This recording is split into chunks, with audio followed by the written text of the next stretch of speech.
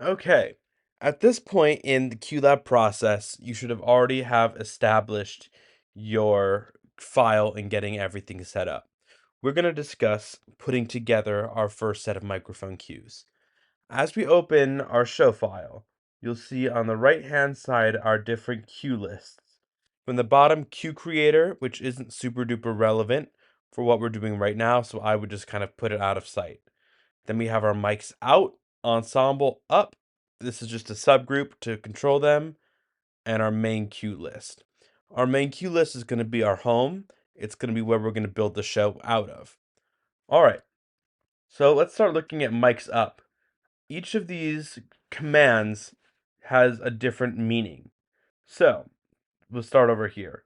We have channel, which is pretty straightforward, a value to assign the channel, which one specifically, mix slash fader, telling it what we are trying to accomplish, and last but not least, a value to tell it what to be. Now, we have 32 of these commands for each of our 32 input channels. Okay.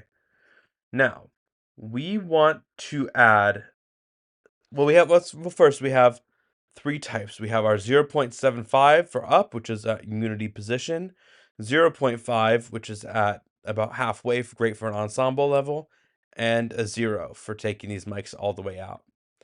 Now, in our main cue list, we want to build a cue.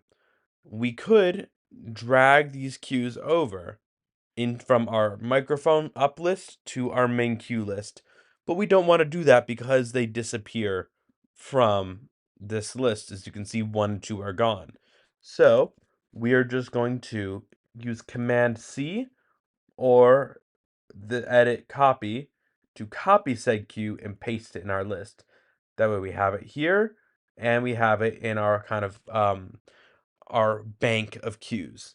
But let's look at a few cues put together. So we'll do 1, 3, and 5. And you would get all this information based on your mic plot. Each of these cues is an OSC network cue. That means over Ethernet cable, run through a network router functioning as a network switch into the control port of our X32 console. We're using that network protocol of OSC to tell our board what to do. That is designated by the little, bullseye looking thing. But we have these X's just because I don't have a license installed on this computer. That that will be fine, obviously, when you get to our show, because that computer will have a license. All right, so we have our cues. Each of these is its own unique cue with its own unique go. As I click them, I have to go on each of them. Let's say I want to make them into all one go. So we're going to use our shift key, select the bottom and the top to select them all. And we're going to use Command 0, or we can use the Q tab and use this button to make them into a group. And now they will all fire when the group is fired. Pretty straightforward. You can double click on it to give it a name. Let's say ensemble up for a reference of what it's doing, and a cue line, which will be have you heard there's a rumor in St. Petersburg. That cue line will tell the stage manager exactly when that cue should be fired. And when we fire it, everything in that queue will be fired. All of these things are all part of that group, and they will all be fired at once. Now, over here we have our action, which tells you exactly how long it takes for that cue to be fired. This happens momentarily, though there is like a millisecond, I believe, delay. So 1 millisecond, 2 millisecond, 3 millisecond, and they all go one after another. There's a pre-wait, which tells it how long after you fire the button for the cue to take, and a post-wait, which isn't really helpful for what we're doing now.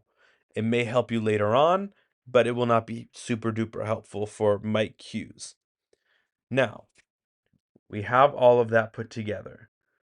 If we want to do, let's say, an ensemble cue proper, we'll take all of our ensemble mics, which for the sake of this example, we'll say are 1 through 24. We'll use our copy command, paste them, and while we have them highlighted, command 0, and create them into a group. And all of these are all in one queue, making all 24 of these commands one go.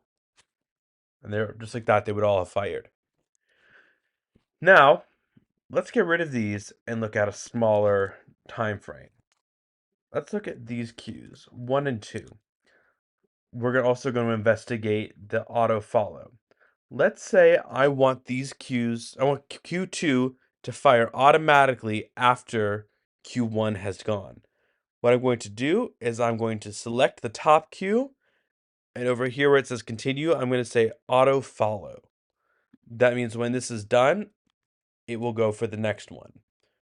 Straightforward, as needed. Okay. And again, there will be times when you get caught in this screen right here. Remember, just click over to your main queue list and you'll be okay. Again, we can double click on the name to change what it says.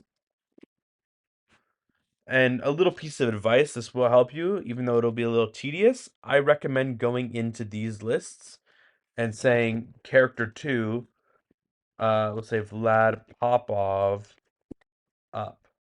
We can save that Anya up, and that'll help us kind of keep our characters and our names and our commands more straightforward and just generally ease a headache, and be sure to do that through all of them. Anya up. Or this would be Anya out in this case, my apologies. This will kind of help us get everything into shape. All right. That is pretty much the basic of writing a mic queue in QLab.